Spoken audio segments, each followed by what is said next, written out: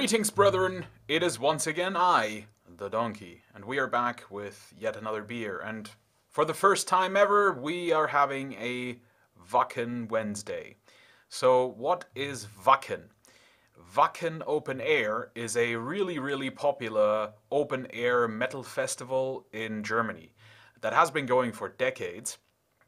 And a couple of years ago, they decided, or the local brewery, I suppose, decided to sort of brand itself completely based on that festival, which I'm sure for them was incredibly smart. I don't know if they were actually bought or how that entirely works, but whatever. And they decided to completely rebrand all of their beers as Beer of the Gods and make it very sort of Nordic mythology inspired. And a bit of, there's some craft beer influences there as well. Not in terms of how it's brewed, but in terms of the presentation. You know, craft beers, they tend to be very hipstery in their presentation. So, this is kind of going along those lines a little bit.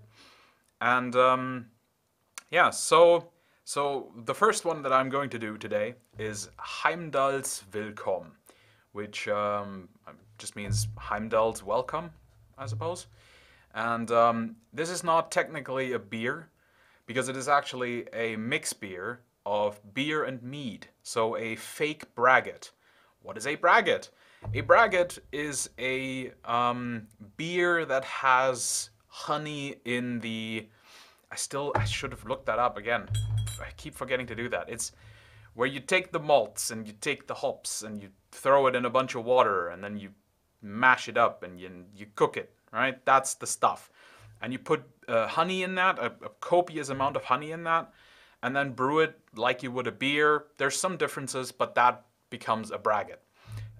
You have to do some specific things, because if you just brew a beer and you have honey in there, it's gonna taste rancid. Which is incidentally also why so many craft beers that have all sorts of rubbish in it, like fruit and chocolate and all the other crap, why they all taste rubbish. Craft beer enthusiasts might say, no, that's great. It gives wonderful. It does not. It gives you herpes. It's awful. Okay. And that's why, because you have to, if you put shit in your beer, you have to really alter your process to not make it taste bad. And a lot of these companies don't do that because they're just not really knowledgeable in the art. They claim to be, but they're really mostly just pretentious.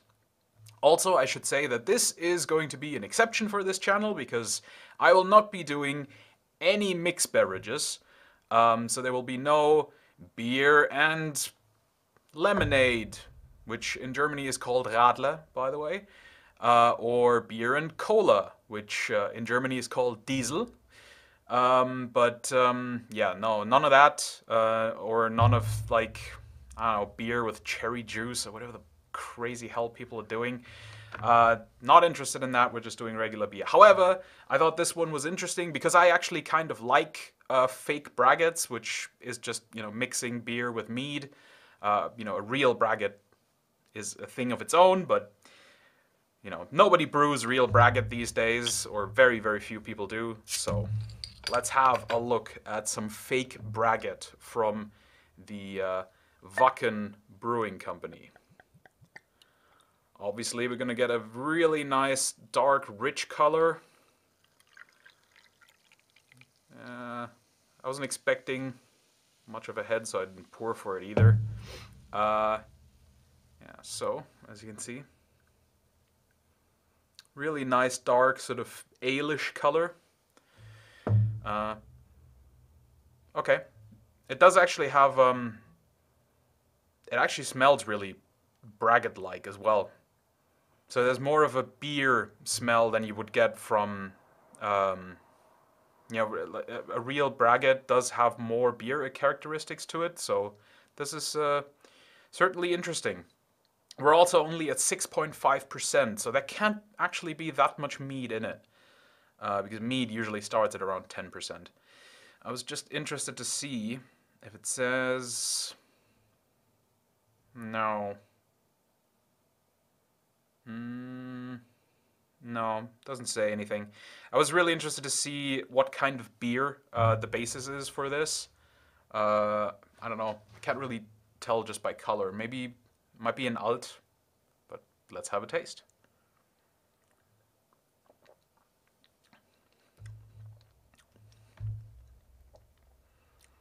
Wow. Okay, that is the most braggot-like fake braggot I've ever had. That's really interesting. It's so subtle. Yeah, this is actually great. Okay, so I am a big fan of real braggot. I've only had it a few times, but I really really like the taste of it. I think it takes all the good things from mead and just incorporates it with a really nice just rounded beer. And it takes away some of the harshness that beer sometimes has. You know, like IPAs are really hoppy, and then you have the sort of more pilsnery side where it's really bitter, or you have the strong savory tastes or sweetness with the ales. Beer can sometimes go in extreme directions, and the mead being a wine, it just kind of rounds out some of those aspects to it, and this is actually doing that really well.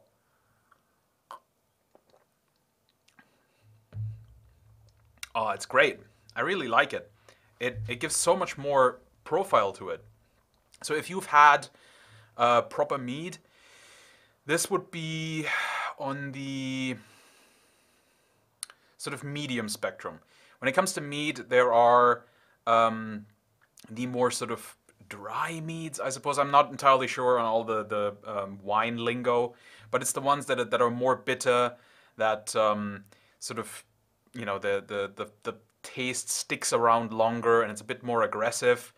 And then on the other side, you have the ones that in Germany are just called lovely, and they're really sweet and gentle, and they just the taste kind of goes away quickly, and they don't leave your mouth dry. They're just kind of really nice and easy to drink, which makes them incredibly dangerous because they are, just as high alcohol as the other kinds of mead. And then there's ones in between that have sort of both of those characteristics a little bit. I think this is using that sort of medium one. So because I can taste some of that sort of dry wine characteristic, and the beer that they use.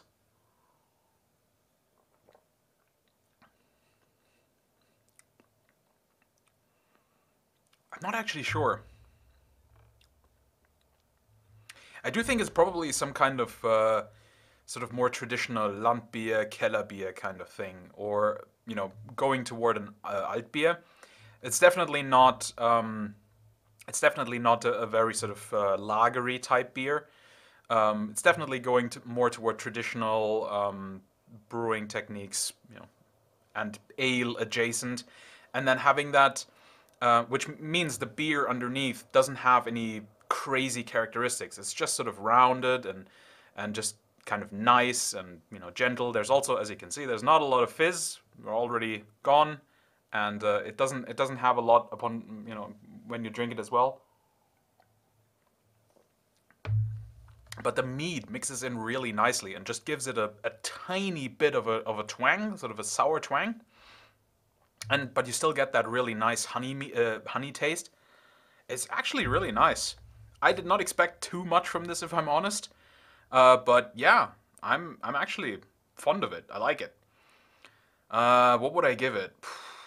It's so hard to rank this because it's not beer. It's a mixed drink. It has an additive, so that's why I was saying I don't really intend on having any sort of mixed drinks in here.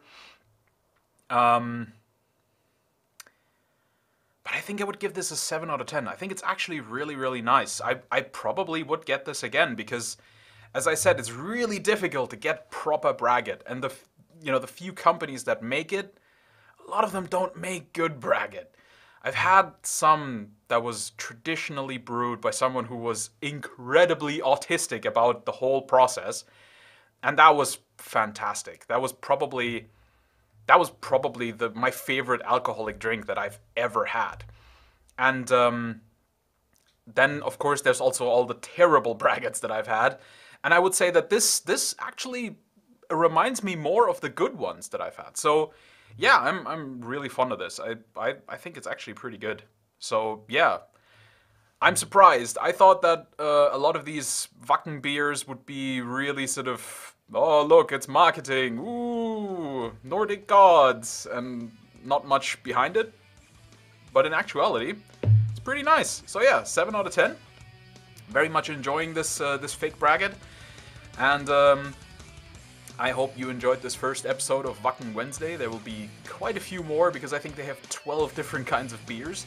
So look forward to, I don't know, at least 10 or 11 more of these episodes, I suppose, every week. And I hope you have a lovely evening. And please join me on another day for another beer. Cheers.